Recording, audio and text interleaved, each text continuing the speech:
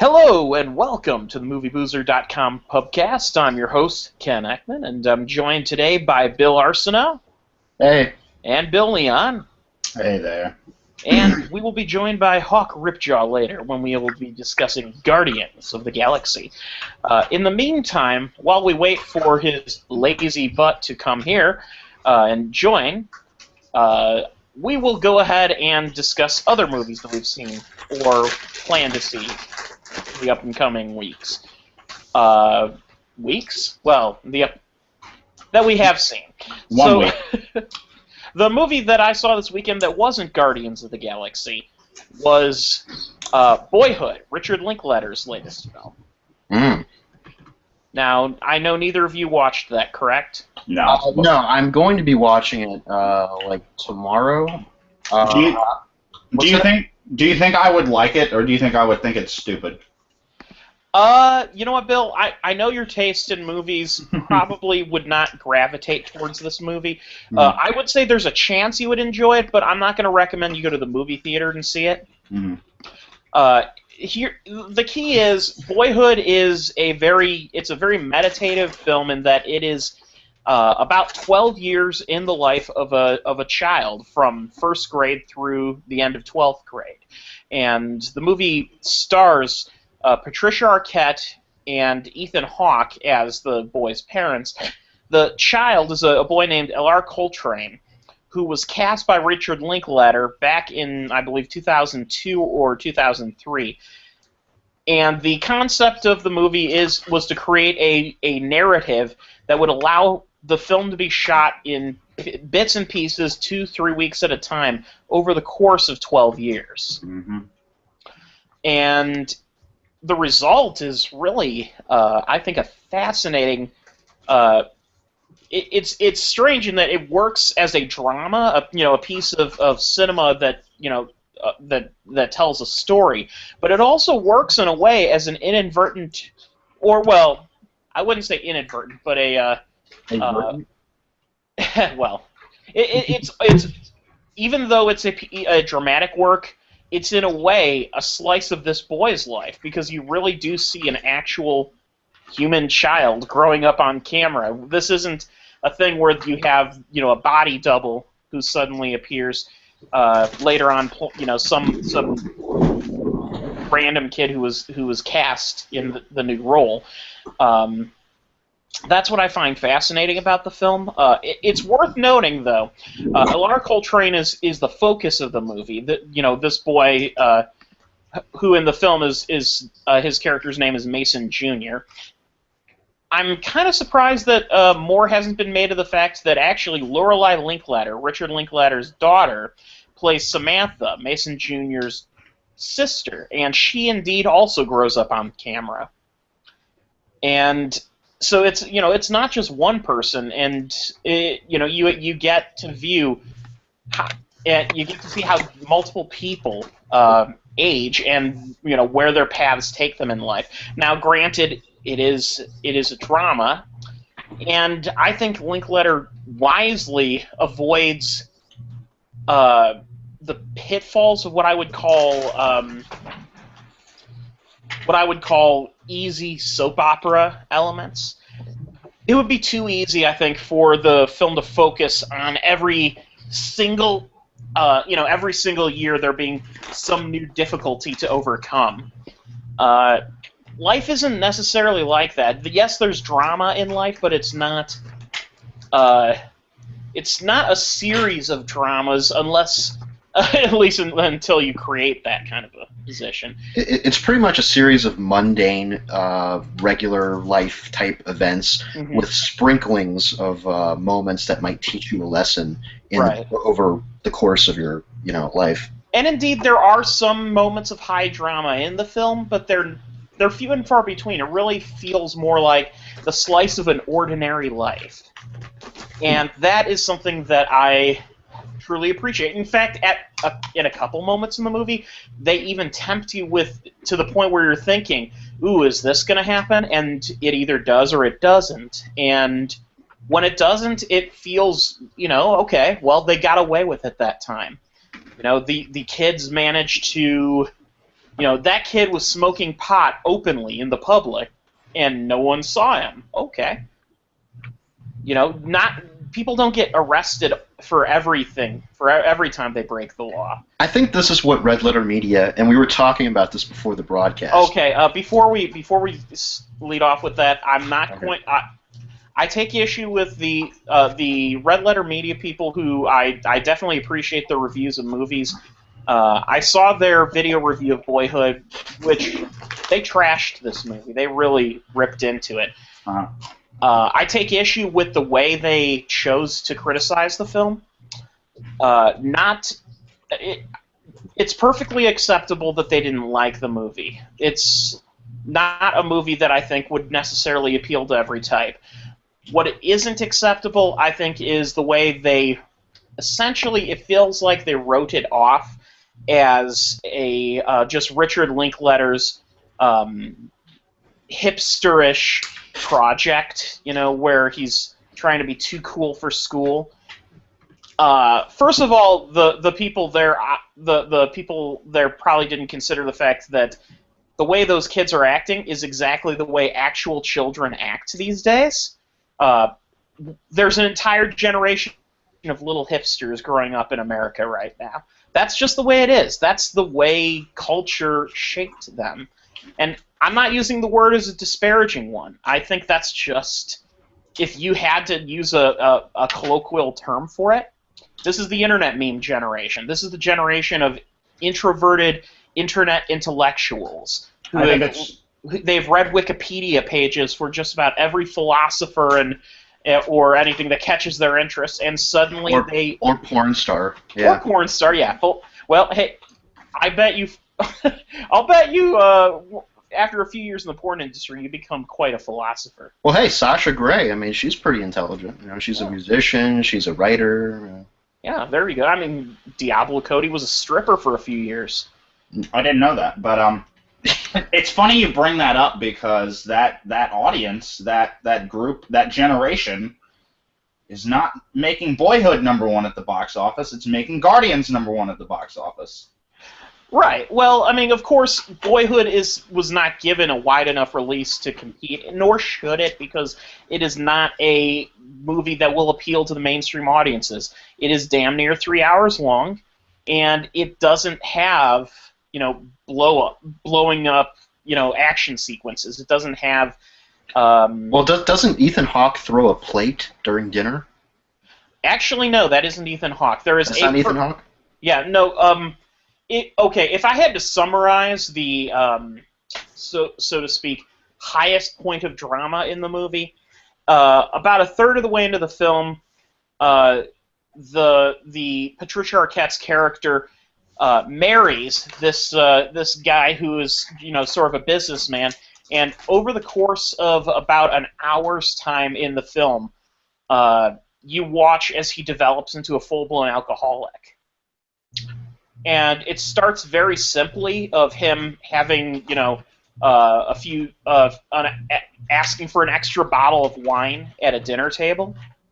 When it's clear that they've wrapped just things one up. bottle.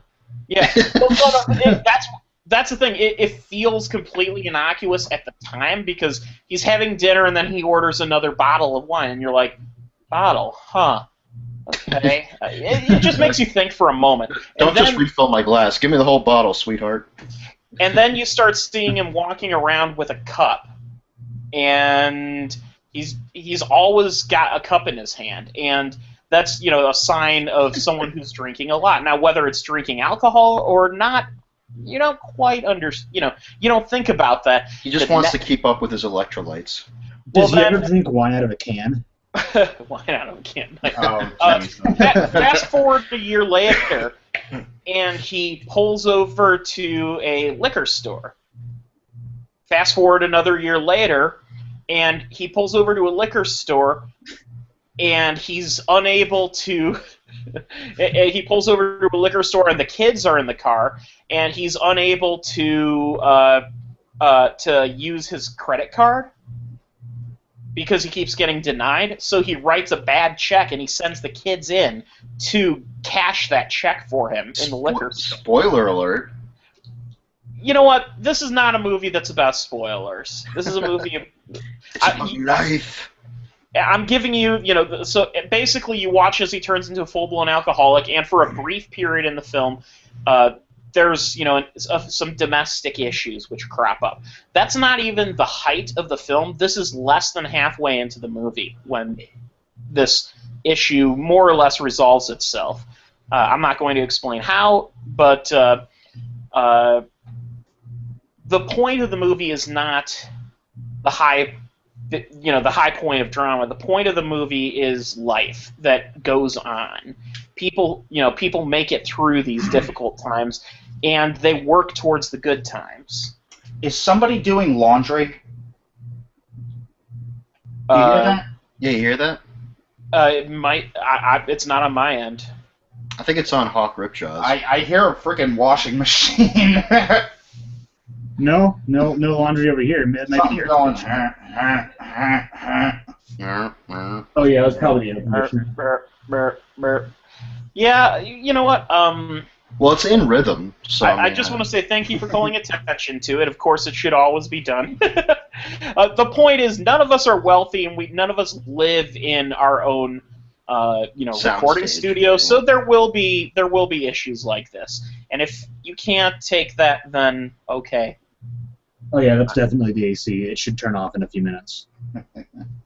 It's fun. I just thought it was a really loud washing machine. Really? Is it like that bad? It has that spin cycle sound to it. Yeah.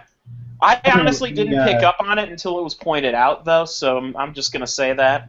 When the washing machine gets going, it actually thumps against the wall sometimes. My conversation about Boyhood must be boring. So, with that said, I recommend the film. And without further ado, before we go to Guardians, did anyone see any other films recently? What? Oh, go ahead, Hawk. Oh, I was going to say, I intended to see The Purge Anarchy yesterday, but I didn't because I was... Good choice. No, that's actually, you know what? That happens. Yesterday, I fully intended to see Get On Up, the James Brown movie, but then the moment I stepped outside my door to go to the theater, I looked down and there's a box sitting, an Amazon.com package, and it was the entire series of The Kids in the Hall that I had ordered, which had just arrived. My UCB came today, too. Oh, yeah, Upright Citizens Brigade also. I ordered both, actually. This fucking DVD took like 6-7 years to come out. Thanks, Comedy Central. Oh, I have a beer that I was going to show off, too. Did you do one yet, Ken? We'll talk. I actually don't have one for this week, so we'll get to that in a minute. But, so yeah, basically what happened yesterday was instead of seeing that, I sat on my ass all day and blasted through about 12 episodes of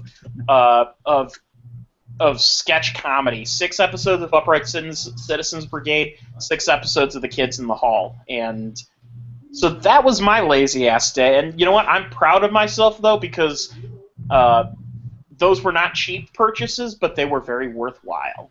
Yeah. I played Diablo 3 all day. There we go. We could do a little bit of a trailer talk on Get On Up. Oh, you have something? Okay. What about the trailer? I don't like the trailer. I don't like the way they're selling this. Well, I mean, really... They're not selling it any different from any other biopic that's come out? Yeah, but that's the problem. It's like Ray came out, and Ray changed the game for biopics. And so, like, any other one that comes out, I'm just like, oh, okay, Like, fucking Jamie Foxx's Ray Charles, that was just like... You know what I mean? Like, you're not going to get better than that. Well, Ray was a very... I would say Ray was an ordinary biopic that, followed it traced things very well. What made it powerful was the fact that Jamie Foxx just embodied the Ray Charles persona perfectly for that movie. Yeah. And the problem is, that was the first time a biopic, I think, had come out for a good long time prior to that, where that happened, where the performance was just that incredibly powerful and potent. And that's why I think Ray got recognized, was for that. The problem is, now they're doing that same formula over and over again, but with, I mean, Joaquin Phoenix's performance as Johnny Cash was great, but I would not say it was great. But he looked like Johnny Cash. That's about where it ended. I would say he never convinced me he was Johnny Cash. No, never. He convinced me that he was Joaquin Phoenix playing Johnny Cash, and I think he did a decent job at that. And it didn't help that the movie hits almost the exact same dramatic beats as Ray, like point for point. It came out 1 year after, and yeah, like it is. I don't want to say it's shamefully ripping off Ray, but I mean there are so many fucking parallels that you're just like, Well, when I saw Walk the Line, I keep saying, every time I think of Walk the Line, I want to say Walk Hard. Walk Hard is the superior Johnny Cash. Oh yeah. Walk Hard makes me laugh to watch Walk the Line because you have all those scenes where he's ripping sinks off of walls. Yeah. And there's a scene in Walk the Line where Joaquin Phoenix gets really angry and throws a chair. And it's like, no, throwing chairs is not expressing anger. Theoretically. He goes to the kitchen and he starts bending spoons one by one. Mm-hmm. I'm sorry, I spoke at the same time. Chris, what did you say? He goes into during one of his rages. He goes into the kitchen and opens the drawer and starts bending the spoons one by one. Yeah. Okay. The scene transition. He's like getting like tired of bending all the spoons. Yeah. What I was saying though is Joaquin Phoenix likes that sort of thing because he did the exact same thing in The Master. So yeah. The scene in the bathroom where he just beats the living crap out of that toilet. He beats the shit out of himself in the jail cell. Yeah. Yeah. So anyway, with that said, you have a beer to talk about, do you not? Yes, Mr. I Rick actually Shaw? just poured it. It is Uinta's Baba Black Lager, if you can read backwards. So Nice. for the folks at home, It's good. it's a good. Oh, it's backwards for me. I was going to say, Yeah. for the folks at home, hold your PC up to the bathroom mirror, and you can read the label. But it is a black lager. It's organic. It's based in Salt Lake City. I had a little bit of this last night, and I really liked it. It was it's a black lager. It drinks like a light porter. I have this right here, pretty solid head there. We all love good head, but that beer gives great head. there's a bartender once told me that she's talking about pouring beers. She said if there's not good head, the customers won't come back. And I said if there's not good head, the customers won't come at all. And then we laughed and went on with our day. She was married, unfortunately. But it's got kind of a smoky aroma and sort of a chocolatey fruity flavor to it. I think me and Bill Arsenault were both waiting for a Smoky Afterbirth. Oh yeah. Which, by the way, that's the name of my new indie rock band. Smoky Afterbirth. Smoky Afterbirth. So that's Baba Black Beer? Baba Black Lager. Black Lager, okay. Sheep on it. Yep, I was going to say, because I saw the Baba, and the first thought in my mind was, is this like the kind of beer made by the Baba Yaga? No. It will take your children away? It is organic, though. So. It just naturally appeared? Yes, and if you drink it, you're 10% more asshole. Oh, okay. Now, I have to say, you don't live in Portland, so, I mean... No. I do what I can. Here in Wyoming, there's such a dearth of craft beers. I've been drinking Michelob Ultra and Miller, whatever the fuck it's called, Miller Fortune for the past couple weeks, and my soul is slowly dying. Now, there was a Montana craft beer that I drank last week. So yeah. If you go back and watch that episode, maybe it was. I believe the beer was called Moose Drool or some crap like that. Oh yeah, I've had moose drool. It's not very good. No, it wasn't. Yeah, It no was shit. mediocre. Yeah, so that's what you say in the review for Moose Drool. It was mediocre. It didn't live up to the title. The high standards that a beer called Moose Drool. Yeah, I was expecting something greater out of something called moose drool. Well, I think to this day, the worst beer I've ever had was had the best double meaning title. It was called Buck Range. Okay. And it was one of those Milwaukee's Best kind of beers, where it's like it comes in a 12-pack and it costs like $5 for the 12-pack, some just bullshit price. And Buck Range, it's it had a picture of a deer on the cover, so it's like like a range where you're shooting deer or something. But then you realize Buck Range, as in like you can buy a beer, the beer within a range of a buck. Right. Yeah. Just opening that can is like it's like walking in. It's like they found a way to can the scent of walking into the bathroom after your father has had a dump. Ew. That's what it's like. Just oh fuck. I want to make a beer that makes that sound when you open it. Nobody come in the bathroom for another 45 minutes. I'm going to call it taint beer. It's going to taste delicious. Oh god. Anybody who dares to purchase and drink something called taint beer is going to be handsomely rewarded.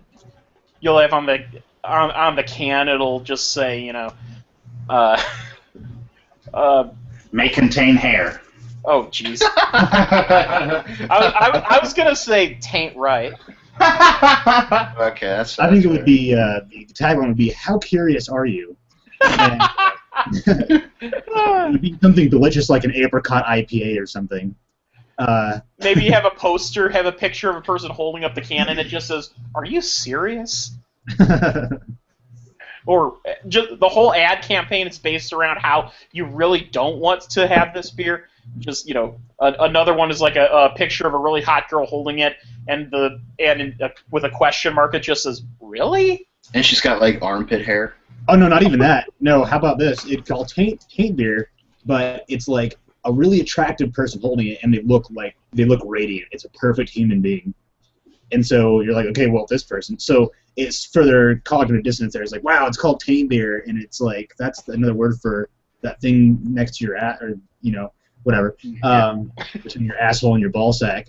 And so does it really taste like that? But it's endorsed by this hot woman that drives for NASCAR or something. Danica Patrick. Danica Patrick. Wow, I want to taste her taint. Oh God.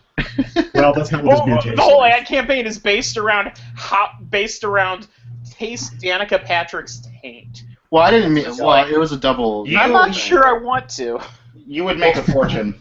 But driving in a car for however long they drive in it, your taint is not going to be tasting any good. You think you can have crotch air conditioners in those? I don't know how our conversation got here, but I have visions of the Jungle Book in my head, and that's just frightening. Taint misbehaving. Yeah, really. Wait, how does a crotch air conditioner in NASCAR remind you of the Jungle Book? Well, that after driving 500 miles on the road on a hot summer day, it down below, I would guess, would remind you of the experience of being in the jungle and being attacked by all sorts of creatures. 500 miles of sun. Okay. Like crabs? Like how does it relate to the? Shere Khan was a worrying pussy. That's all I have to say. Oh, okay. So with that said, now that we've lost all of our viewers, why don't we go ahead and start talking about Guardians of the Galaxy? Have we indeed lost all of our viewers? We never had any to begin with, actually. Oh, okay. At least not at the moment. Okay. Usually there's 2 or 3 who pop in and out, but Okay. at this moment it's at a nice flat line. So. Okay. So yeah, Guardians of the Galaxy. It was good. It was a good movie. Yeah. Okay, next movie. It was really good, I'd say. Yeah, I've seen a lot of good movies. That was one of them. Here's the thing. I'm going to go ahead and make the bold statement. As much as I liked most of the, I've talked about a lot of movies this year that I liked. Grand Budapest Hotel is probably the one that I, until this point, considered my absolute favorite of the year. I'm reasonably certain Guardians of the Galaxy has taken that as title. your favorite movie of the year. Yeah, I really do. And now, do we have to put an asterisk next to favorite, meaning that favorite doesn't mean best? Yeah, I will go ahead and do that simply because I have, and I'm not even going to say that it potentially wouldn't be best. Okay. I have to contemplate that a little bit longer, to think about the artistry that went into it, and I have to rewatch Grand Budapest Hotel to ensure that. But at the same time, from a perspective of pure just what I enjoyed, the experience, it is the most thrilling, funny, just satisfying from a perspective of even drama. Everything about this movie really hit home, and I really appreciate it. Go ahead. It paid off in everything that it tried to do. It succeeded and exceeded my expectations. When you said satisfying, that was one thing that I felt at the end of the movie is that the plotting of the film and it's in the division of acts 1, 2, and 3. I thought was very satisfying. It had a very definitive Act 1, Act 2, and Act 3, and that's not always something that I notice, and it's not always a good thing. But here, the different stages of the film were so cleanly laid out. It moved like a classic blockbuster, but and that kind of like really stuck out to me. Something that was really, I don't know. I think it's because of the last several films I've watched were art house pieces, so I kind of got out of the rhythm of seeing a movie like this. So getting back into that standard, what do I want to say? Sort of that standard layout of a film's plot was just kind of felt good to be back into. It's not really something I usually say about a film, but this one, everything about this just felt so right. One thing I want to say that I found fascinating is I read an article a little while ago about how they predicted Guardians of the Galaxy will become a franchise that will supplant Star Wars. Their prediction was that given time, it won't be with the first one, but given time, if handled correctly, Guardians will be the new adventure serial movie series that people will know and love. And then J.J. Abrams cocksmacked that fool. Well, I don't know. Here's the thing. I think the first film makes a very strong argument for that theory, if only because of how it satisfies the same bone, I think, that Star Wars did. Now we're gonna get now we're gonna get into things that bothered me about the movie. All right. Well, we'll get to that in just a moment. Okay. Let me wax. Wax. What about the title card? The title card? Yeah, that was a terrific title card. Yeah, I love that. Mm-hmm. I'm a sucker for good title cards. I am an absolute sucker for a really good title card. Cabin in the Woods. Allow me really quick to take you back to 1977, which none of us were even alive during, but you know what I'm referring to. Love Gun by Kiss had just come out. Well, okay, watching Star Wars, whenever you guys for the first time watched Star Wars, the feelings that ignited, it had comedy moments that were very funny. It had great drama in it that really did make you, there were stakes to it where you felt, this, if they do not succeed, either these people could die, or there's a good chance that these people will die. New Hope. Right, exactly. It makes you feel that you have the feeling of seeing a relative outsider who by this time, of course he's kidnapped, and it fast forwards to him as an adult, which is the right thing to do, George Lucas, instead of showing the child years. We don't need to see what Peter Quill was doing as a 12-year-old in space. That could be interesting, but... Have you guys seen the Patton Oswalt bit where he talks about going back in time and meeting George Lucas and having George Lucas explain to him his ideas for the prequel trilogy, and he's like, "Oh yeah, I love Darth Vader." He's like, "Yeah, well, this movie has Darth Vader as a kid." He's like, "Oh yeah, is he like awesome and like a Damien Omen kid and kills people?" Like, no, he just loses his family and he's very sad. And he's like, but also it's got Boba Fett. He's like, "Yes, Boba Fett, awesome." Wait, what is he doing, George? Like, well, he's a little kid and then his dad dies and he's very sad. Boba Fett? Yeah. What did I say? You said Boba Fett. Boba Fett. You got the beer on your brain.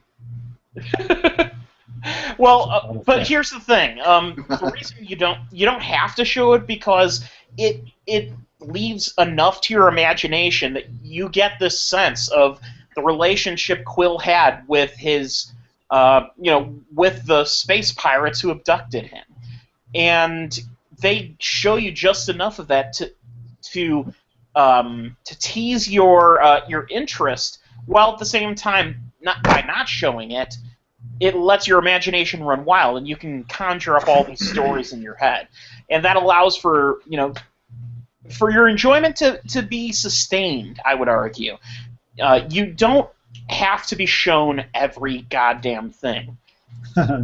That's why the expanded universe of Star Wars was so fascinating to so many people, because they were coming up with their own personal thoughts and stories on where this great franchise could go from there.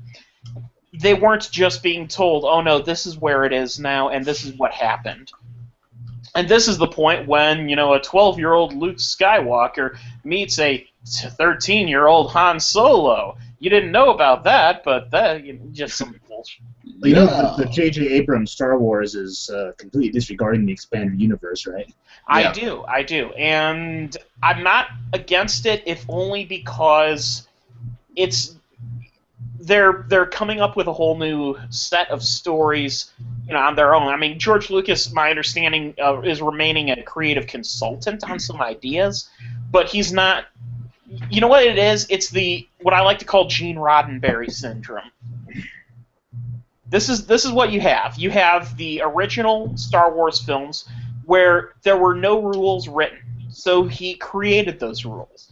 But then he came back years later when the same thing happened with Star Trek. There were no rules for Star Trek as a series. And then when TNG came out, most people will tell you the first couple seasons of Star Trek The Next Generation are pretty pathetic. And guess what? Gene Roddenberry Who says that?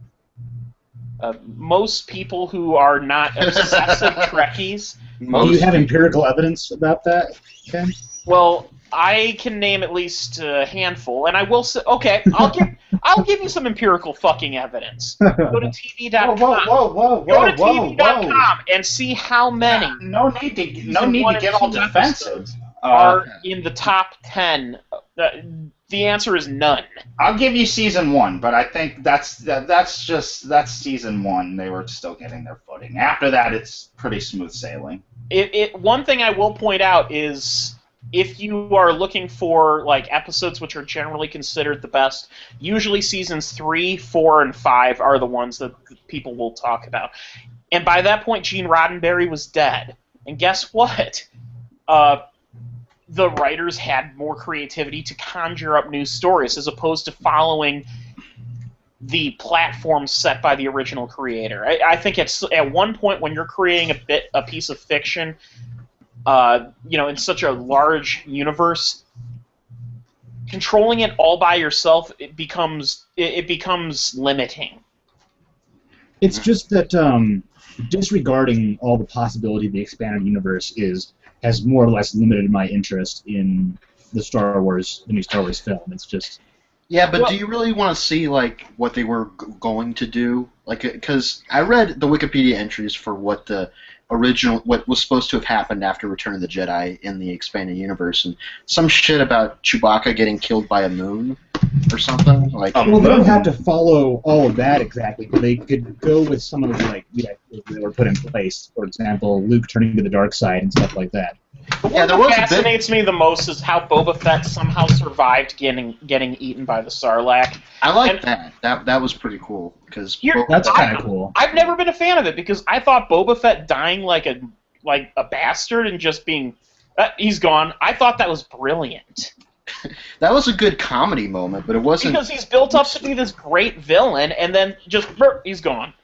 That wasn't the death he deserves. They spent all this time, like you said, building him to be a villain. He should exit in a worthy manner. I don't believe in completely satisfying, fanboy needs. It should be noted, I think, that to go back to what the original trilogy did, like in terms of simpler story elements, they didn't give you the entire history of Boba Fett. They didn't even really have him talk all that much. Did they even say his name in the original movies? They do. They do in Jedi, and I think in Empire. Jedi, Han Solo literally says Boba Fett a couple times. And then he's like, where? And then he accidentally hits his jetpack, and Boba's like, ah! Yeah. Actually, that's what happens right before Boba Fett gets killed. You're right, yeah. Poor Boba Fett. I thought that was... That's the thing.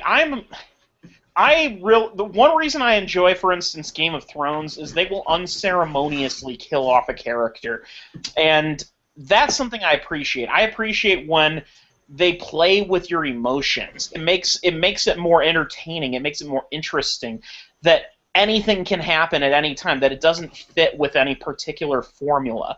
And that was something that was surprising. I wasn't expecting Boba Fett to be just written off like that. Well, in the expanded universe of Star Wars, that I don't know. I think it's when Boba comes out of the Sarlacc and he reveals himself, and Han's like, "Holy shit, you're alive!" You know, that's kind of cool. You know, that adds more to his character that not even the Sarlacc could keep him down. I'm not saying it's wrong to resurrect him. I'm saying I liked the idea of him just being dead like that. Did you see the Robot Chicken Star Wars where he's stuck in the Sarlacc with some random guy, and he's like imagining what he could have done differently to not end up in the Sarlacc, and he's all depressed and everything? He's like, damn it, I'm Boba Fett. I shouldn't be in here, you know? Anything Robot Chicken Star Wars is amazing. And it's amazing, yeah. When Breckenmeyer does the Boba Fett voice, it fucking cracks me up. So with that said, to tie this back into Guardians. Okay. The point being, Guardians nailed that same feeling of basically childlike wonder of this great expanded world building concept. There's so much in this that they can build off of. So many places they can go. I cannot wait to see the next adventure of this group, what they do. It definitely feels lived in, which is, I think, one of the more important qualities of the film. Because with that feeling, you don't really, like you said before, you don't really need to see Peter Quill as like a 12-year-old and then growing up, kind of like Richard Linklater in Boyhood. You don't really need to see all that shit. It's just, let's just jump forward. He's now an outlaw, and he's in this wonderfully crazy galaxy, and all kinds of adventures are happening, and that's really all you need.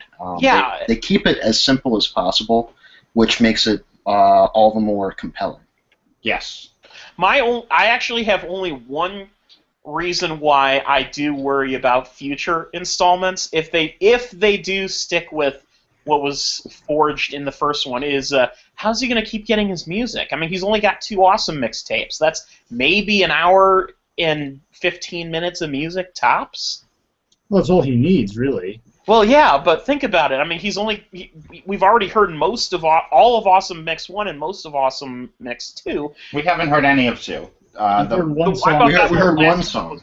That one song was from 2. That doesn't really count because you know when they make this sequel, the soundtrack is going to say Awesome Mix Volume 2 on it, and it's not going to have Ain't No Mountain High Enough.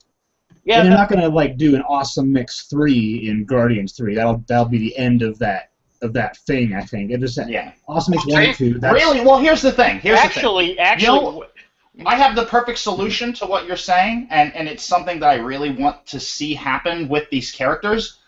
Get them to Earth. Yeah. And Peter Quill is not a Generation Y teenager. He can be satisfied with the music he fucking has. Well, he had that one tape and only that one tape for 20 years. So. Oh my God! You know what just dawned on me? You get him to Earth. Peter Quill finds Captain America's iPod. That'd be funny. Oh, okay, that would be pretty funny. Because remember Captain America? What he was putting together his own awesome mix. So someone on Twitter, someone took to Twitter. I think it was I forget who it was, but they said something on the lines of Guardians of the Galaxy 2 is basically going to be Star-Lord and Captain America talking about how they think Nirvana is just noise. Yeah, I could see that. Or getting into a great philosophical debate over the metal movement versus the indie pop movement or something like that. Well, Godsmack just put out a new album. So. Oh God, no. Let's not talk about that. What year is it? I had a roommate in 2009 that was obsessed with Godsmack. Fred Durst is still alive. Let's talk about him. And he's on. In case you didn't know, Fred Durst is on Lil Wayne's record label. Yeah, I know. That's like 2 layers of suck. Yes, it is. So in terms of the expanded universe, I also enjoyed a lot of the world building that not only that Guardians has started, but also what it's continuing to build upon, like the Infinity Stones. That's what bothered me. That's what I didn't. I knew that was going to hit a nerve. Why don't you tell us all? Why don't you get it out of your system? What is bothering you about the Infinity Stones? Wax your bone. Well, see, this is the thing. This entirely has to do with the fact that I was really into the Marvel Universe as a teenager. I know what the Gauntlet is. I know what the Stones are. I know who the Nova Corps are.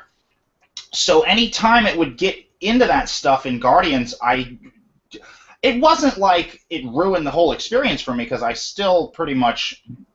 I think it's pretty much unanimous that the selling point of this movie is the team themselves. Mm-hmm. So like that stuff I was all fine with, but when they're trying to set up the Stones, what I feel like they're doing is eventually Thanos is going to have the Infinity Gauntlet and all the stones.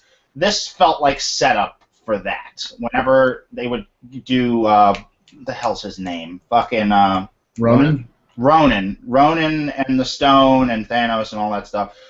Bored me to tears. I wanted them to cut that down because, like I said, because I know the significance of these items and how they play out in the Marvel Universe. Yeah, you see, speaking as an outsider, I caught none of that. All I knew was this was the weapon of the week that will destroy the world, and they have to stop him. Cool. Well, and see, if that ties into future movies, that's awesome. Well, I'll give you that. I like that, like you said, it's not a weapon of the week. It's one of the biggest weapons in the Marvel canon. For all intents and purposes, you're seeing the Infinity Stones as in the area of these movies. It's the Tesseract of the new Marvel Cinematic Universe. Well, the Tesseract is one of the Infinity Stones as well. Oh, is it? Yeah. Oh. The thing is, is, well, that's another thing I fucking missed. So we've seen 4. To my best guess, we've seen 4 Infinity Stones thus far in the Marvel Universe. We've seen the Tesseract, which is there's 7. 6 in all. There's the Mind Gem, Reality, the Power Gem, the Space Gem, the Soul Gem, and the Time Gem. Are any of those gems truly outrageous? No. Truly outrageous? Okay, thank you. Maybe they'd be infinitely outrageous. But I don't know if that went completely over your head or just you didn't think was funny. Either way, keep talking. Well, I said they're infinitely outrageous. Oh, yeah. So I'm guessing the Tesseract was probably either the Space Gem or the Reality Gem. The let's see. There's the Ether from Thor: The Dark World, which I'd say that one is probably Reality. James Gunn has already said that the one from Guardians was the power gem. Power, yeah. And what was the other one? Oh, Loki's staff, which is the mind gem. Right. Okay. The only thing that bugs me about the Infinity Stones is that they're different colors than they were in the comics. Because in the comics, You're the power kind of person that thinks the Teenage Mutant Ninja Turtles should have the same color headbands, don't you? No, not at all. I always thought Loki's staff was powered by the Tesseract. I didn't think it was itself a stone. Is that true? I don't think so, because the Tesseract kind of... No, because, I mean, Loki's staff can function without the Tesseract. Okay. And vice versa. All right. So I would assume those two are both Infinity Stones. I could be wrong, though. But the power gem in the comics is yellow, whereas the soul gem is purple. So that was the only thing that kind of bugged me a little bit, but... Mm-hmm. Well, you know, I don't know. I think purple goes well with Ronan when he has it in his, what is it, that pole he has, that sledgehammer? Big-ass hammer thing, yeah. Yeah, it blends in really well with his coloring. It does, you know, he's all blue and everything, and he's got, like, weird marks on his face. And... I liked him having that hammer because, I mean, I know he's technically killed in this movie, but I just had visions. Spoiler. Well, Jesus, how far have we gone into spoilers already? So yeah, we're probably going to get into more spoilers. So what I was saying is, I know he was killed in this movie, but it really did make me hope that Thor was going to show up at any moment, because hammer on hammer battle, because that was a pretty badass hammer too. So who knows who would win that fight? No, that would have been too much for me, as far like I said. Yeah, this needed to be a standalone. Oh, I agree. I was just hoping that hammer would survive. For the most part, I think it accomplishes being a standalone. But like I said, any time Thanos being there at all was a little much for me. But like any time they were talking about the stone and how important the stone is, I was just like, you're setting up Avengers 3 right now. Don't even pretend you're not. See, this was the Empire Strikes Back approach. Thanos is the Emperor. In Empire Strikes Back, the Emperor appears once in a scene that drives the plot along. Thanos appears in a scene that drives the plot along. He also appears in a hologram, much like the Emperor. Right. So the interesting thing about Thanos is that he is the big bad of the Marvel Universe. He is the pretty much the ultimate evil that will fuck everyone up, and he cannot be stopped. So that's kind of, hopefully Marvel is not backing themselves into a corner with making this ultimately powerful being. I mean, Thanos has been destroyed over Isn't the whole...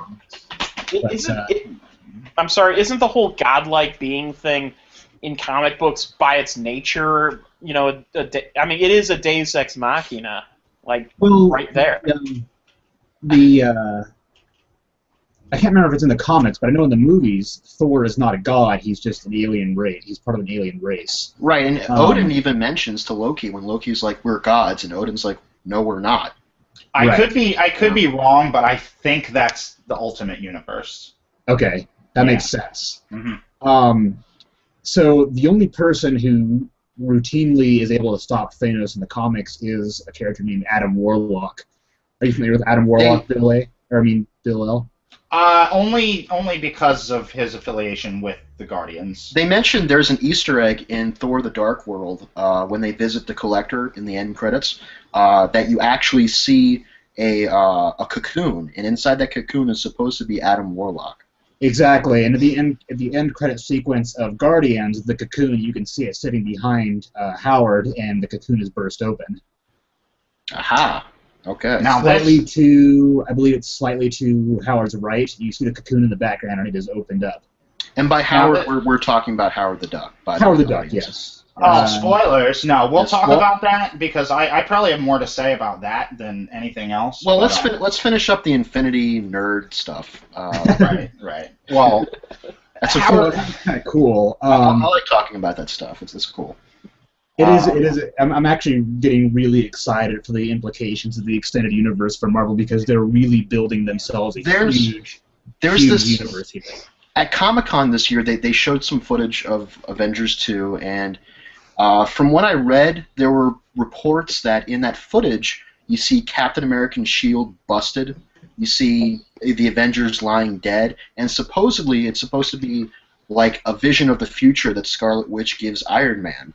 And this might be a vision of the future of Thanos getting the gauntlet and completing it with all the stones and everything. Sure, yeah. This. So that is probably the setup for Avengers 3, where Iron Man is like, okay, some serious shit is going to come down, and we got to, find a way to stop it. They don't do it, but they may pull a Days of Future Past and have to use, go back in time and stop the Infinity Gauntlet being created or some shit like that.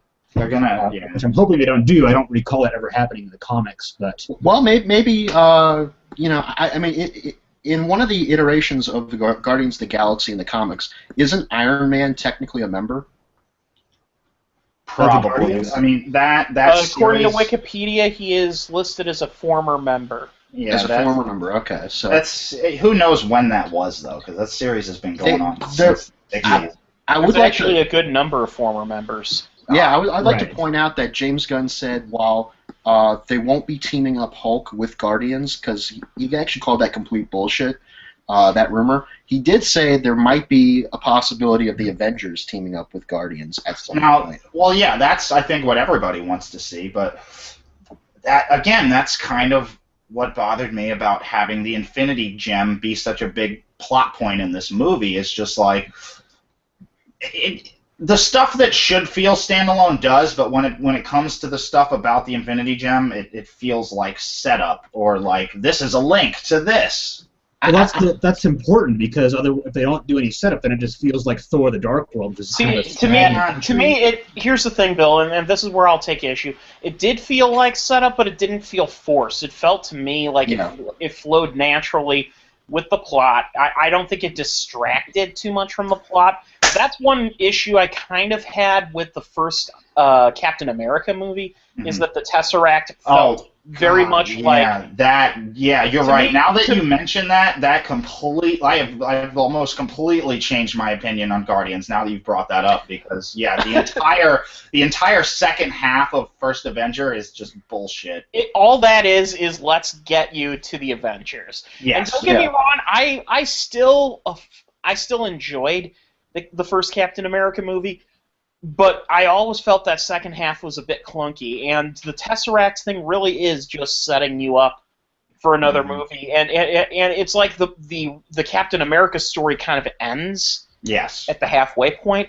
Guardians, though, manages to incorporate what will be probably elements of future movies to come without distracting from the overarching storyline of the movie. That's a great point, because I did not even think of that. Like, we're in Phase 2 now. I'm not thinking about Phase 1. Right. That's actually, you know what? That was one reason why I think Thor 2, in many ways, worked for me, is the Thor: The Dark World created a lot of these different elements, but it didn't feel like they were being created specifically to get you to the next movie. It felt like they had another story to tell within this, and that they were moving on through their Captain America 2, same thing.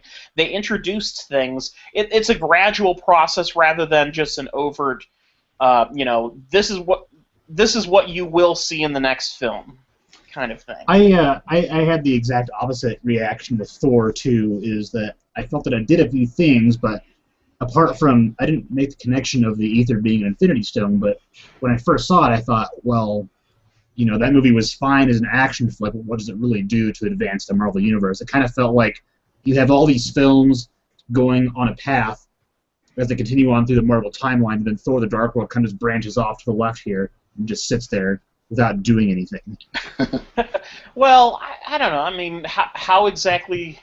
It kind of did, in a way. It did. It was kind of almost...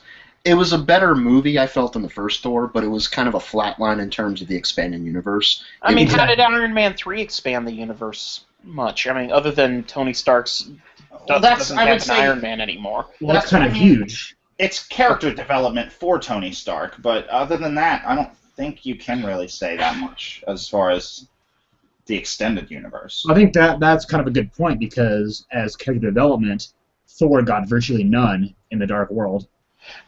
Which, wow. I don't know about that. I think his relationship with his brother was built a little bit more, And a little it was bit, much but more- that it was was much more almost entirely Loki's. That was a one-sided development. That was entirely Loki's doing. Well, and admittedly, it is, much as I do enjoy the performance of Thor, I think Tom Hiddleston as Loki is just a much more adept and deep actor, and so part of that might simply be just a nature of casting.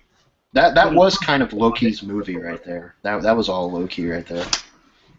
I'm not saying that Thor: Dark World is necessarily a great movie. I was just saying, that the things they developed there did fit within its own universe, and they did, provide little crumbs that would move on. I will say one thing that I loved in Guardians. I don't know if you noticed, but in the collector's room, one of his little airtight glass containers had a dead dark elf in it. Yeah. Which I thought was pretty funny. I did just think of what the Thor: The Dark World did to extend things. It has to do with Odin. What happens to Odin at the end? We don't really know. All we know is, and this is a spoiler, but Loki takes over and he's disguised himself as Odin. Right. So, so there's that. That's fair, I guess. I'd see that last as that's still kind of contained in Thor's little world, though. Again, it's not much. Yeah, that's true. It's more of like a little like a little twist, like a little sneak peek of what could come in Thor 3. I mean, don't get me wrong. I enjoyed the Dark World. I thought it was, pretty compelling in terms of the relationship between Thor and Loki, and an excellent action flick. I thought that the climax was terrific. Mm-hmm. But just as far as world building, which has kind of become like the big thing for each Marvel film, it kind of fell short in that respect. Okay. All right. I guess one thing going back to Guardians, one thing I wanted to point out, and this is the first thing my friend and I noticed when we were coming out, is that the humor of Guardians flowed just so organically. And Ken and I talked about this, is that I like Avengers, but a lot of the humor and stuff was like, it felt like Joss Whedon be like, oh, look how clever I am with these one-liners and witty shit. Yeah. Right. I don't know about that. I think that was pretty.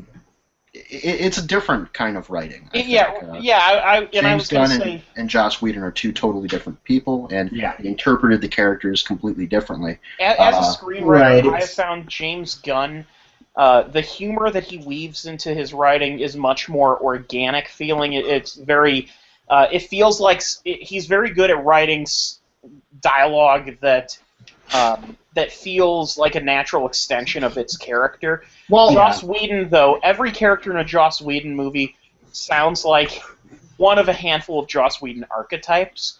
Now, this is not a criticism. This is simply me making an observation, because I actually rather enjoy the archetypes that Joss Whedon has created amongst his writing. There are the two cool for school cowboy-like characters. You have the mystical character who has a lot of really, really strange and creepy dialogue that weirds out everyone. And usually that same character shows her feet a lot. So I guess what we're saying is Joss Whedon kind of imposes his own, or imbues the characters with his own sense of personality, whereas James Gunn kind of crawls into the characters and brings out stuff naturally. Yeah, it's sort of the difference between classical acting and method acting. I would say James Gunn's writing is more method because it feels more like a lived-in kind of character, and Joss Whedon is more of a classical in that it embodies his own personal take on what he feels these characters would be like. Did anyone get the feeling that I did, that this movie was like a very personal movie for James Gunn? Yes. Absolutely. Yeah. Well, something like that, but I feel like, but that for the dialogue in the Avengers, or Joss Whedon feels like he's setting up punchlines for his characters, whereas the punchlines kind of come out as part of the conversation in Guardians. I don't dislike the Avengers, but it's far from my favorite Marvel film. I know everybody says, "Oh, it's better than the Avengers." Well, yes, it is. I like the Avengers, but I don't love it. I think that Cap 2, Iron Man 3, The miracle for the Avengers was films. simply, I think the reason people give it a lot more credit is because there were so many ways it could have gone wrong, and that that it didn't Yeah.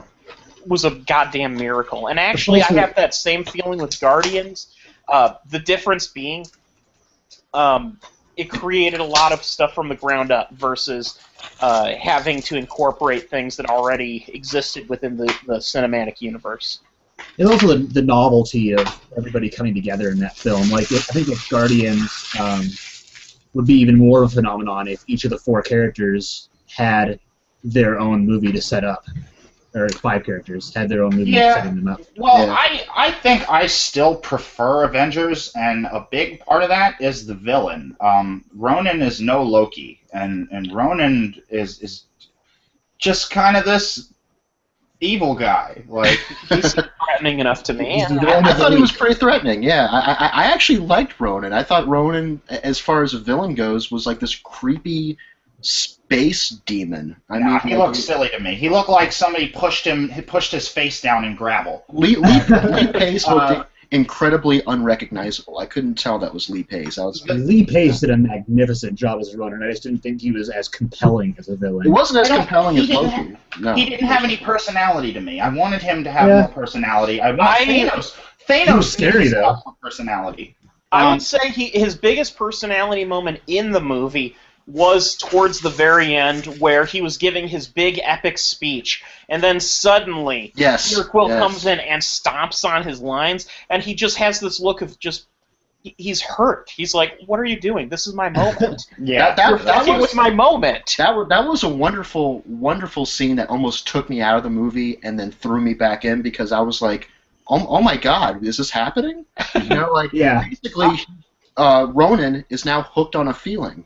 Right. Well, that's the thing that I liked about it. I thought it was a character moment for Ronan in that it showed that he is, he's a prima donna. He lives for these moments of giving these big epic speeches and being the most powerful man in the room. But the moment someone comes in and shows that he's not, it hurts him. It makes him, it turns him in. He gets really pissy.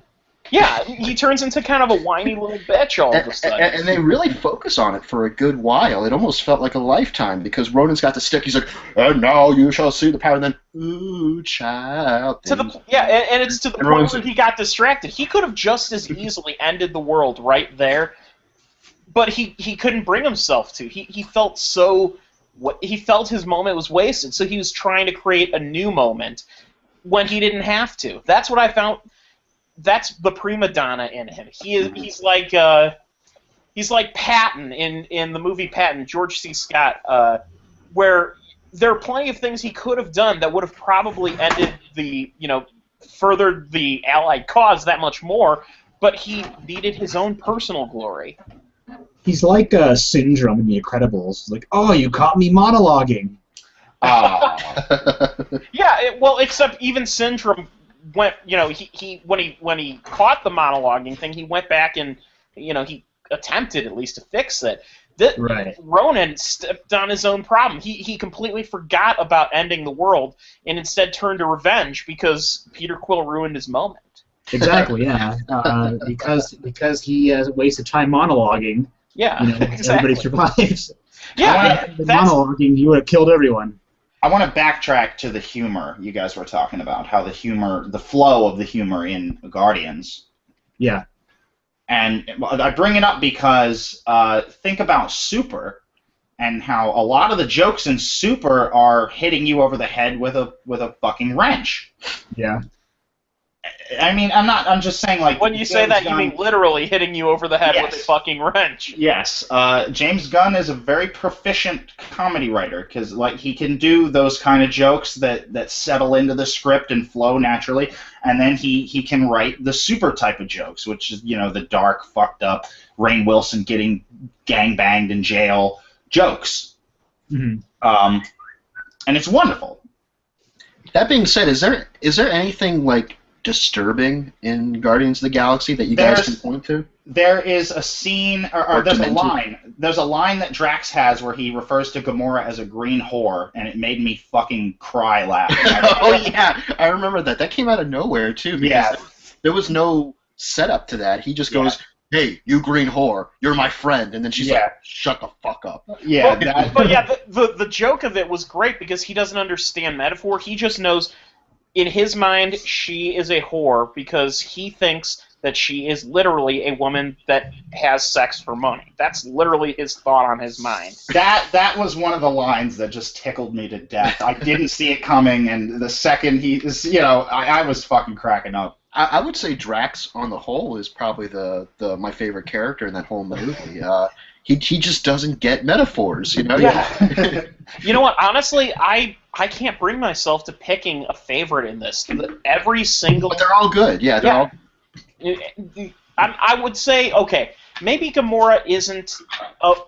she's kind of the straight woman, I guess you could say, of the group because she really doesn't get as many, like, clever quips as the rest of them. She also doesn't have many quirks about her. She's very, like you said, straight-laced, you know? Mm-hmm. And I guess you kind of need one in order to work off of things. It is a little unfortunate that it has to be the woman in the group that is the unfunny one. That's not bad. I find that a little bit... Her backstory justifies it. Where she's been and where she comes from, the fact that she's Thanos' daughter. I think all of that all comes together very well. I'll grant you that, too. But what did you guys think of the voice acting? For Vin Diesel? Thanos or in general? I thought Vin Diesel and Bradley Cooper. I thought they were both fantastic. I was a little wary of Rocket based on your comments of Bradley Cooper's just impersonating Joe Pesci. I didn't get that from it. I got a lot. I felt he was impersonating the feeling of Joe Pesci. Right. It wasn't bad. It just felt kind of like that's the mindset that Bradley Cooper had when he went into the studio. You know what? I love Bradley Cooper's performance, and that's after seeing some of that early footage of his voice where it didn't quite seem to sync up right. I think they must have caught that and fixed it because that was not a problem at all. I think the biggest thing for me is that Bradley Cooper as Rocket Raccoon did not feel like Bradley Cooper as Rocket Raccoon. No. Yeah. You know what I mean? Because you get a lot of these animated characters that are played by celebrities, and all you can think about when you hear this character talk is that celebrity talking. Whereas Bradley Cooper really personified Rocket as a character. Right. Rather than feeling like Bradley Cooper playing the character. Yeah, what I think helped there was the writing of what the material that he had to work with and that they used to develop Rocket as a character. Any credit to the animation studio for all the nuance they put into it. The moment in the movie that I think built a lot of character that didn't have anything to do with writing, it was just the presence, was the scene where they're getting into, they're just getting done being deloused in the prison, and you see Rocket without a shirt on, and you see these metal spokes in his back that show this guy's been taken apart and put back together many times, and you're like, wow, he's gone through some shit. He's got a reason to be an asshole. He's got a reason to be an asshole. There were two moments that I liked from Rocket. Actually, three. Two of them were pretty emotional. One of them was just funny. The two that were emotional were when he was in the bar and Drax called him like a varmint or whatever. Varmint. And he goes on this emotional spiel like, I didn't ask to be created. I didn't ask to be put back together and sewn apart and all this shit. And Rocket Drunk is awesome. Rocket Drunk is awesome. You actually feel for him. And then later when Groot is about to sacrifice himself, Rocket's like, what are you doing? And you actually you really do feel for him. And the part that made me laugh was when the power gem explodes for the first time in front of them at the Collector's Lair, and Rocket's like, holy shit, you had that on the spaceship this whole time? What the fuck were you thinking? He's just going off like, Jesus Christ, we gotta get away from this thing, He wants nothing to do with it whatsoever. He just wants to go back to bounty hunting, Yeah, I definitely think that Groot was probably my favorite character, just because not only was the CGI for that character just, incredible, just the little moments Groot has are wonderful. My favorite, I told Ken this, my favorite being when he impales those eight different soldiers and slams them around and yelling and still slamming around long after they're probably dead. And then if it doesn't exist yet, by the way, if it doesn't exist yet, I'm assuming it probably does. Okay. Who in this room would not want one of those mechanical potted plants that dances with little so cool. They're going to make that, and I guarantee it will sell. But that moment that Hawk just brought up, Like turns around and he gives like the sweetest smile to the rest of the Guardians. He's such a benevolent, benevolent in personality. He's definitely very violent when he needs to be, and that moment was like his Hulk smash moment. You know, like from the Avengers where Hulk takes Loki and beats him to almost death. So that was a great bit from Groot there. It was a great sign that. I think what made Groot's personality definitely a lot. I mean, a lot has to be said for Vin Diesel's voice performance, but more, I think, has to go to the CGI.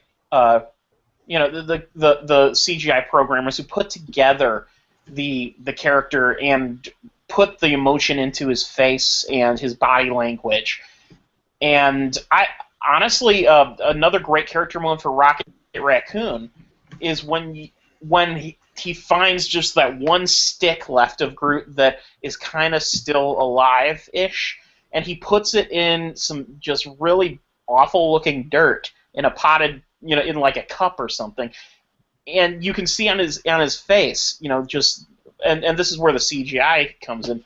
You can see on his face how much he loves Groot and wants Groot to, he's desperate for Groot to be still alive. If I recall, at that moment, we don't know that Groot can reform and recreate himself. So he right there. He's just hoping that this will work. He doesn't really. For all we know, like this won't work. He's seen Groot grow back before, but he's never been reduced to literally splinters before. Right. So at this point, like you said, he's very desperate, and he's just holding on for some little shred of hope. Yeah. Right. So yeah. It really is, I think, it's a movie that manages to hit on everything that it could hit on as a comedy, as a action film. It's got plenty of little moments of drama. The subplot involving Peter Quill's mother dying of cancer and such, I think, puts so much emotion into the story that probably wouldn't have been there otherwise. And I thought it was brilliant that they used the awesome mixtape as kind of a device to connect him to his mother to connect him to that world, and also how the mixtape. And I brought this up before when I talked about Guardians, how it kind of informed the action. Mm-hmm. Like every scene that we saw, like for example, like Ooh Child at the end, like when they're laying amongst the debris of the spaceships, and you hear it just very slowly in the background kicking in, and it's very ironic, but it's also like you can imagine Peter Quill probably is listening to that song in his mind as he's laying on the ground. Mm-hmm. So it's little things like that I really loved in this movie. Agreed. Yeah. All right. I think we've talked the hell out of Guardians of the Galaxy. Do we have any closing thoughts? We have to talk about that post-credits scene. Oh, Howard the Duck. Oh, we forgot. Okay. All right, go ahead, Bill. I love Howard the Duck. I loved the post-credits scene. I had it spoiled for me before I saw the movie. So I was sitting there watching all these people waiting for the post-credits scene, knowing what was coming, and I'm just thinking, like, these people either aren't going to get it or they're not going to care. And that's the truth. That is the fucking truth, because the most popular thing, Howard the Duck, is that George Lucas movie. Yeah, and no one fucking saw it to begin with. People might have heard the name. I've seen it, but... same here. The thing about Howard the Duck in the comics is that he's an interesting character. It's sort of like a Rocket or a Groot type of character, where there's a lot of depth and emotion to him when there needs to be. It's not always. It depends on the writer and the situation. But Howard the Duck can be a very provocative character when need be. When he's not trying to bang a rocker girl. That does happen in the comics. Or save Jeffrey Jones from being eaten by an alien. Nobody can save Jeffrey Jones from the sex offender list. No, unfortunately not. It's really... That pissed me off so much, because he was such a good actor, too. Yeah. God damn it. Fuck you, Jeffrey Jones. The thing it bothers me that they put Howard the Duck in there because apparently it's all just as a joke and call the ambulance. There's no bigger plan for him, and I want them to do more with Howard the Duck. I would love to see Howard the Duck pop up in anything because it's. I don't think it was a one-off joke. I don't think they would take the time to render a full-on Howard the Duck if they didn't have somewhere in the back of their mind some idea of testing the waters and saying, maybe if we get enough positive response, maybe someone will start a writing campaign. We might give this a low-budget, kind of like what they're doing with Daredevil on Netflix. Coming to Netflix 2016, Howard the Duck. Yeah, even if it's just a one-off half-hour special or some crap. Here's the deal. They need to get Seth Green back to voice him. Because I don't think that's going to be a problem. Seth Green doesn't exactly have any... Right. I'm just saying that's good casting. That was really good casting. I mean, he only had the one line, but I can already tell that Seth Green is going to settle into that role and do a good Green job. wouldn't have any qualms with coming back, is my point. They need to do something more with Howard the Duck because he is just this smarmy, fourth wall breaking character that you could do a lot with.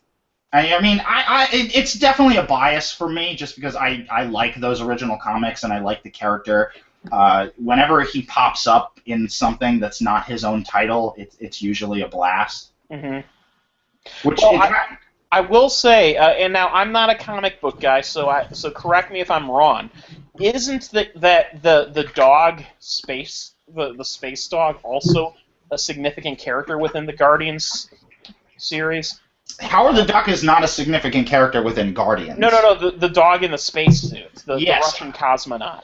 I just looked it up. Cosmo the space dog is a telepathic Russian dog in the Marvel Universe. And it is, listen to this, Cosmo is the security chief of the space station Nowhere. Yeah. Oh. Well, there you go. Huh. So there's more possible world building there. I'm guessing the dog was probably just a one-off thing. I mean, he was a part of the collector's collection. I don't think he'll be the security chief of the place anytime soon. But it's possible. So we're not going to see Marvel buddies anytime soon? At least they pulled characters within, the universe to be part of it still. How did you guys feel about Howard the Duck? I love it. I'm not familiar with the comic books, but I honestly and unabashedly enjoyed the movie as a piece of B cinema. Mm-hmm. It is corny. It is not very well written, but I think they take a lot of... It seems like they had a lot of fun making it, even though the stories I've heard from the set are horrifying. Apparently they didn't have fun, but it feels like they did.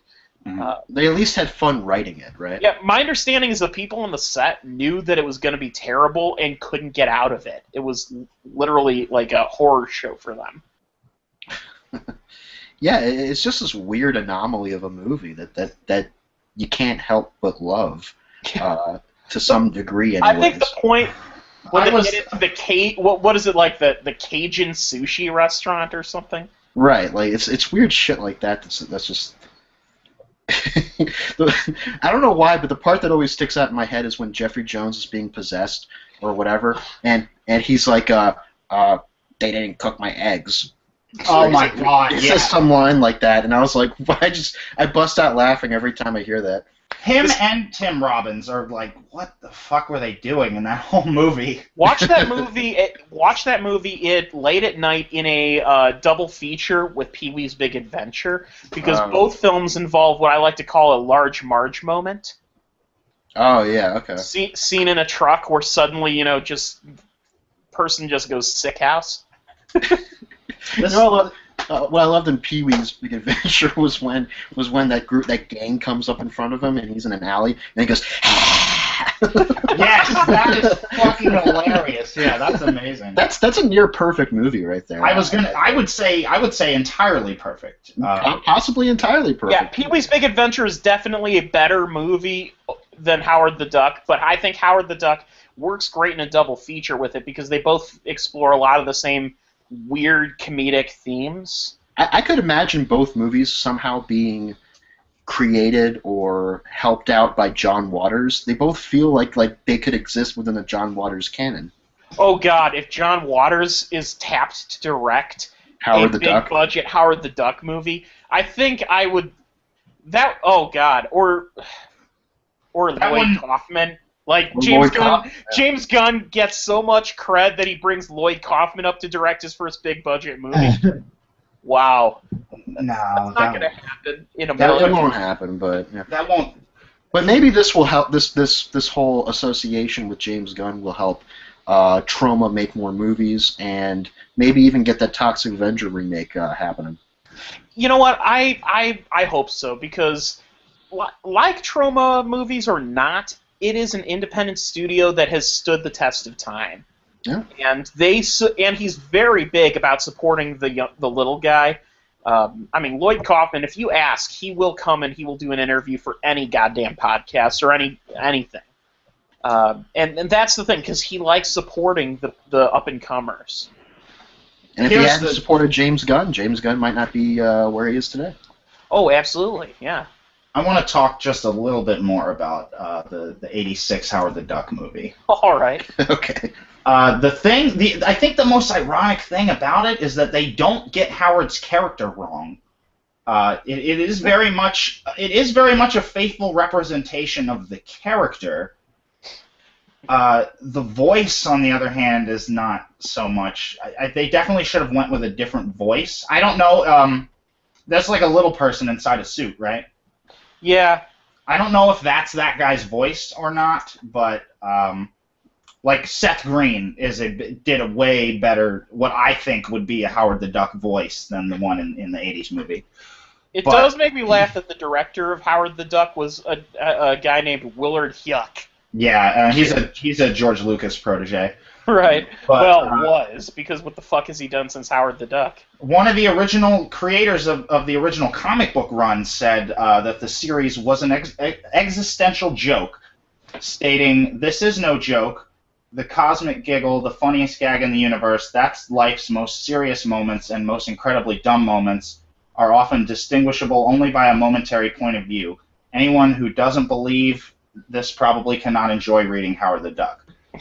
And then the screenwriter for the movie said, "It's a film about a duck from outer space. It's not supposed to be existential." So there is a little bit of existential ennui in the movie. I mean, it's not, but it doesn't push it. But the concept of him being separated from his, what he recognizes as home, and trying to experience, a different dimension.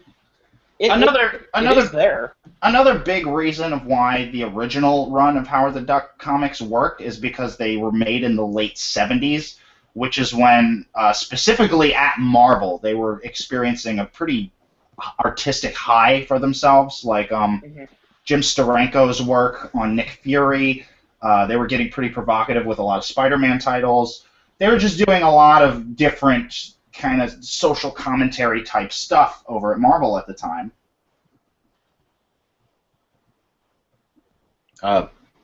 Yeah, I'm sorry. I didn't mean to stop. That's it? Okay. That's all I had to say. I'm just saying, yes. That just plateaued. Yeah. Well, you know what? Needless to say, I would love to see a Howard the Duck movie. Whether it's going to happen or not, I doubt. I think it was them attempting to test it, and I think I'm not going to say I completely doubt it. I think that it's going to be a hard sell. But I'm going to say, but Guardians of the Galaxy was a hard sell too. So yeah.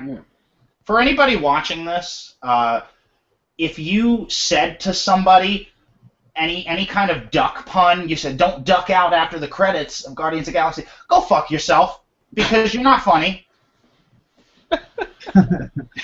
I have to be honest. I had no clue that was coming when I saw it. That's part of what spoiled it for me, was people making stupid fucking comments like that.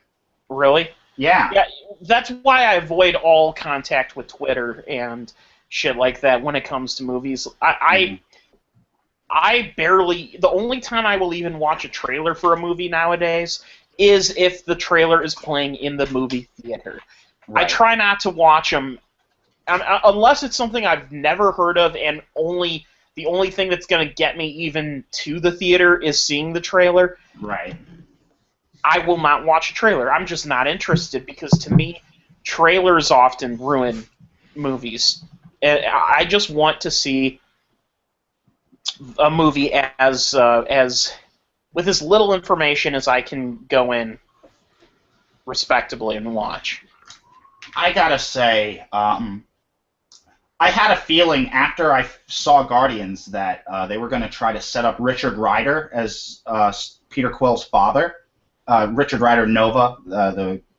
I'm not too familiar with the character, but he's like one of the big guys in the Nova Corp. And I guess that's not what they're going to do. What they're going to do is stick to the comic books, and I don't know anything about Peter Quill's father in the comics, but apparently he's kind of a big deal. But what definitely making a bigger deal about Peter Quill's father than there is made in the comic books. Mm-hmm. Maybe it'll end up being Nova. I don't know. But what do you guys want to see out of a sequel to Guardians? My God, I honestly don't know enough about the series to. Fuck knowing about the series. Like, okay, what do you want to see? Yeah, I mean, you've seen this one. You know where it could go. You know where it's probably going. Let's go deeper into space. Let's you know, don't worry about Earth. Maybe go to Earth at some point, like in another movie. But keep it in outer space, and you know, make it almost like kind of like Star Trek in a way, where they go to different worlds here and there, and they get involved in people's lives, and you know, crazy shit happens. That sounds like a TV show setup. Which, if they could make a TV show with this cast, I would watch every single episode without a doubt. But you know what? I would say they're doing a cartoon series of it. Oh, that's not Marvel's cartoon isn't. Their animation is not the best right now. You know what? I would say if you are going to do a Guardians movie sequel, what I would like to see is a deeper exploration of the characters from where they currently are. Because we've met the characters and we know a little bit about them. Now it's time to work on developing them. And so I would say a good place to start would be a play. Well, not necessarily. A good place to start would be a movie that reveals the origins of one character through naturally through a adventure. So come up with some sort of thing. Of course, you have to have your villain character, but somehow in some way that ties into the.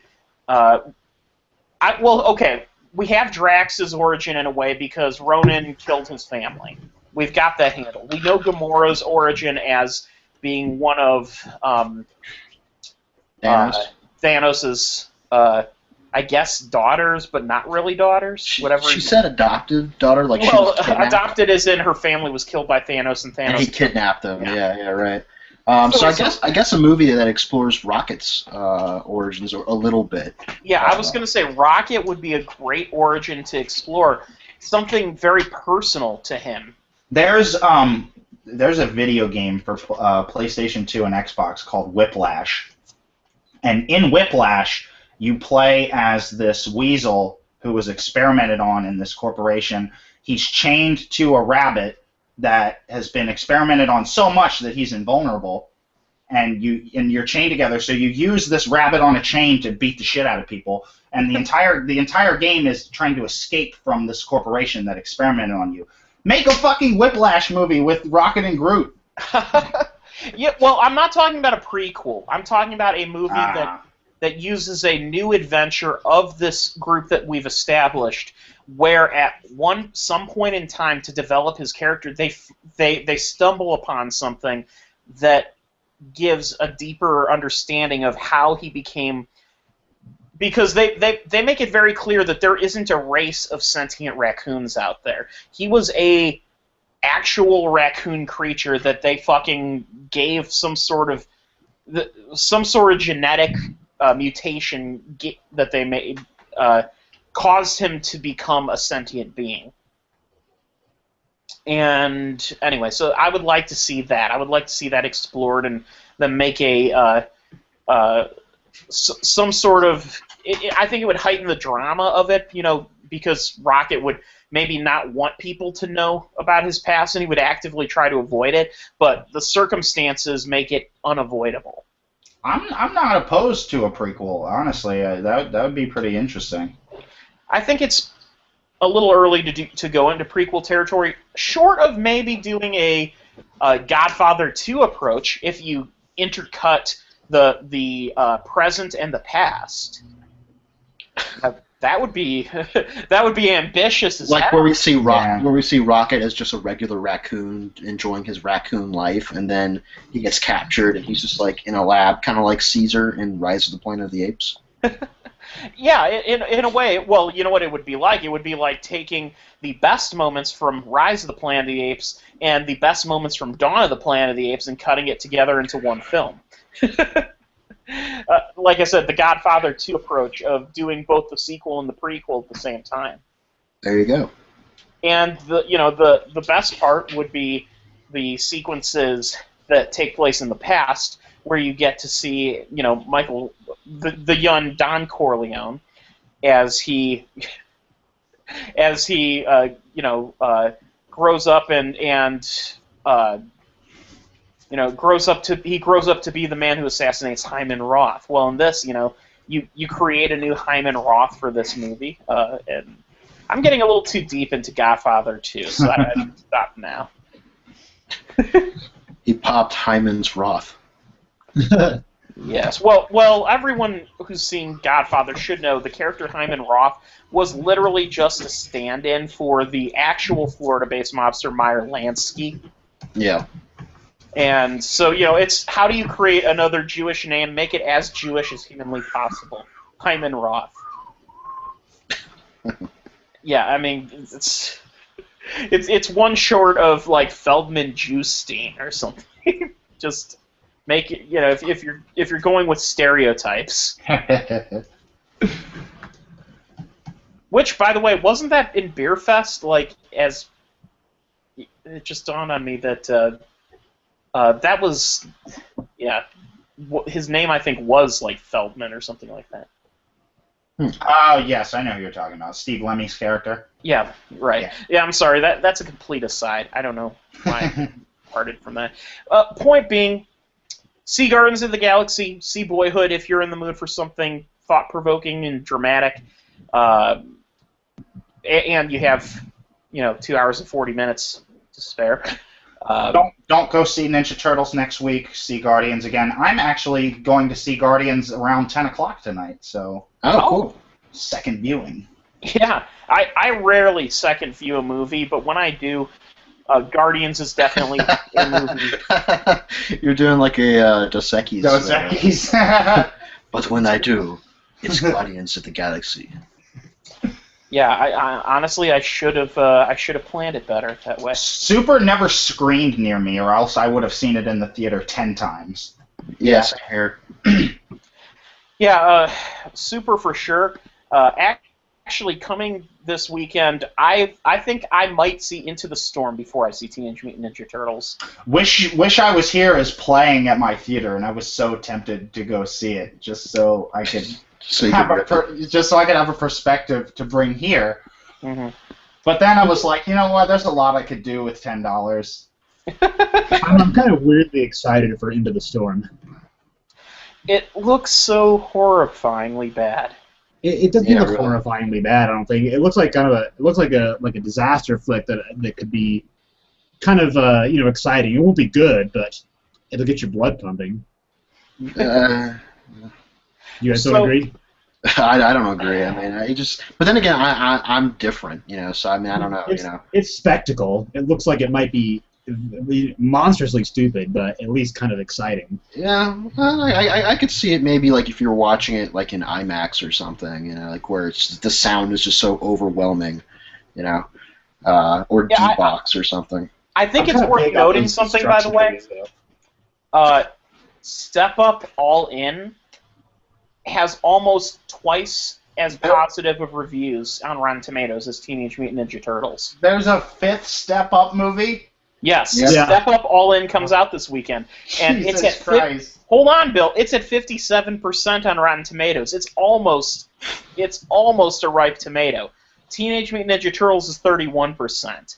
What does this say? When Step Up All In is almost twice as good, according to critics. This has nothing to do with Step Up, but when Red Letter Media did their half in the bag on Step Up 3D, 4D, whichever the fuck one it was, they had Tim from Tim and Eric show up on the show, and I have never gotten so giddy over an internet show in my entire life. Yeah. Like, I was texting my friends, like, Tim Heidecker was on half of the bag. That was brief, wasn't it? Yeah, it was, but it fucking blew my mind. Like, he played the VHS repair shop owner. Mm-hmm. And then he just flies away. Yeah, which is a Tim and Eric move. He's like, okay, guys, the shop's yours. Excuse me. Woo! Well, before we go, what I'd like to do is go over movies playing, like indie movies playing in my area, and I want to hear people's thoughts, because I haven't heard of some of these, and I'm curious if anyone in this room has any clue what any of these movies are. Some of the indie movies playing in my area this weekend include James Cameron's Deep Sea Challenge 3D. It sounds like one of those That does not board sound like a game. movie. That sounds like one of those board game video. It's an hour-and-a-half long documentary, so it is a movie. That sounds like an in-browser game that you would play for a Doritos promo. Yeah, really. Yeah. Another one, The 100-Foot Journey. That is a movie about like a restaurant or some bullshit. I know, but Yeah, that's the Helen Mirren movie where an Indian restaurant opens across the street from her elegant restaurant, and worlds collide, and wackiness ensues. What is it? Yeah. What is it with? It's almost like we're in elderly Indian exploitation mode in cinema, where it's like let's pair off aging British actors against young Indian actors. Yeah. Is this a thing? Now. I think it's a small thing. Yeah. It's a subgenre called culture porn. Culture porn. Oh my God! No, that is a subculture, and it's. I've been to Turkey. I'm fucking cool. Yeah, like your Eat, Pray, Love people. Oh God. Yeah. Eat, Pray, Love. The Sex and the City 2. Here's the thing: Sex there and the City 2 are culture movies. Who has seen Sex and the City 2? No, fuck you. Why are you even asking that? It's one of the most ignorant things you'll ever see in your life. It's kind of a treat. Here's the thing. The jet-setting movies that involve someone traveling the world can be done right. I would argue if you watch Bill Murray's 1980s movie, The Razor's Edge, that's a movie that does it very well, because it isn't all about I'm a spiritual being now who has to find myself. It's about someone who experienced something fucked up in his life, and he needs to prove to himself that life is worth continuing to live. Okay. That's a much more interesting concept. That's kind of the plot of Curb Your Enthusiasm Season 5. And if I can just watch Curb Your Enthusiasm Season 5. Is there a sequence in the first episode where he goes to war or something and gets traumatized? No, he's swimming in the ocean and almost drowns. Oh, okay. Yeah, it's really simple, but... So what else is playing near you, Ken? Let's see. Here's a movie just called Entertainment, and it's 2 hours and 19 minutes long, and I look at the cover of it and I know immediately this is a Hindi flick, because... Oh. Are you getting that cab driver movie, that Bollywood cab driver movie? No. All I know is this movie doesn't even have a description on the website of my movie theater. And anytime I just clicked it, and yes, it's not even rated. It's 2 hours and 20 minutes long, and the star is something Singh. I guarantee you, you guys haven't heard of it either. I take it. No. So we can move on. How about The Maid's Room? Sounds sexual. Yeah, really. It doesn't have any reviews on Rotten Tomatoes. It says here... Because it's a porn. The Maid's Room is a psychological thriller that explores the concept relationship between truth and justice, hubris and power, wealth and fear. Well, that's just about the most generic thing I've ever heard. Go watch Wolf of Wall Street. You just keep summarizing the plots of these movies, and I'll say things that are like them that people can go watch. Yeah. And that's okay. That is the last indie flick playing in my area that we haven't already talked about before. Oh wait, no, there's another Hindi flick called Kick. I've heard of that's doing well, I think. Yeah, this is actually, I think I've seen this listed. We have that at my local theater. Yeah, action, adventure, romance, like every single Hindi flick, and it's 2 hours and 30 minutes. So, yeah, all of those movies are around 2 hours 20 minutes, 2 hours 30 minutes, because they have to fit in those lengthy dance numbers. And The Giver comes out soon-ish, like within the next 2 weeks, right? Yeah. I saw a friggin' advertisement at my theater for a Fathom event. See The Giver a week early, and it's like, first of all, those Fathom events are like $16. I didn't know that, but those Fathom events are usually fucking stupid. Like, come watch a soccer game. Like, why don't I do that at home? Well, I mean, there is something to say for the communal aspect of being in a room full of people who are interested in the same thing. Nobody goes to them here. Well, except for riff tracks. That's the thing. The theater near me advertises the riff tracks, but they don't get them. The theater that gets the riff tracks is like 2 towns over.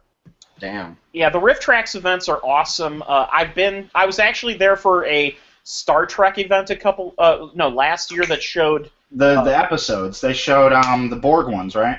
Yeah, they showed the Best of Both Worlds Part 1 and 2 in a remastered version. And it began with a good 30-minute interview segment where they were talking about the show, which was kind of cool. So yeah, Fathom events can be worth going to. It's just of course, none of us here are probably going to watch the Met Opera, but they keep playing them, and it's probably the most common event that Fathom has. Clearly, people go to it. Hey, Bill, you had mentioned that James Gunn was at your screening of Guardians, didn't you? No, he wasn't at the screening. They showed a video of him before the 17-minute IMAX 3D preview, and he was like, "We tailor-made this version of the movie just for you guys." So that's all that was. Oh, okay. I have one more thing to talk about with Guardians. The format with which we saw the films. I saw the film in IMAX 3D. I saw it in regular-ass standard def. I saw it in a regular theater, yes. I saw it in regular 3D.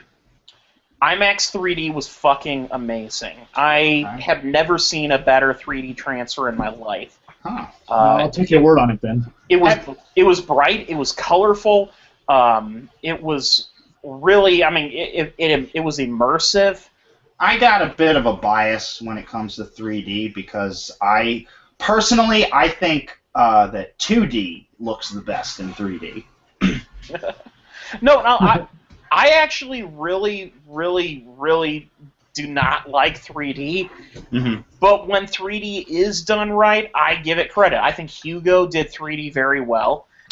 This did 3D very well.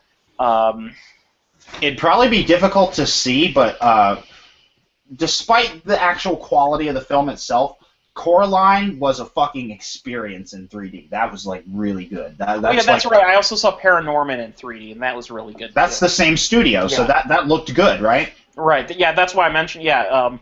Actually, I will definitely, if it's available, I will see the Box Trolls in 3D because Leica shoots those very well. Yeah. You're confusing me. Box Trolls, that's the next Leica. No, I think he's talking to someone else off screen. Yeah, oh, okay. Mute talking to somebody. Mute your microphone if you're going to do that.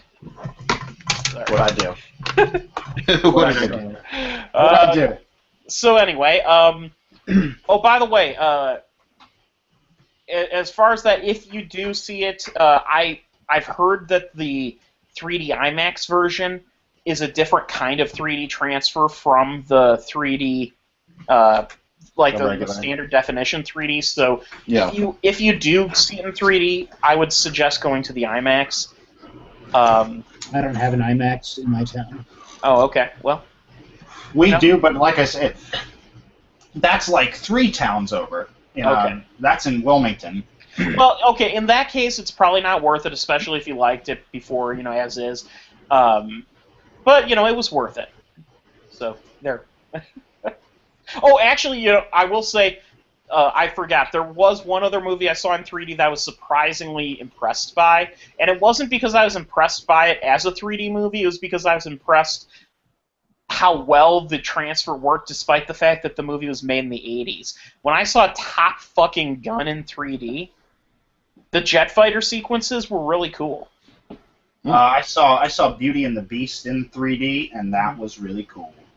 Like I said, when you have 2D or stop motion and you transfer it to 3D, I feel like it should be about depth, like seeing into the image.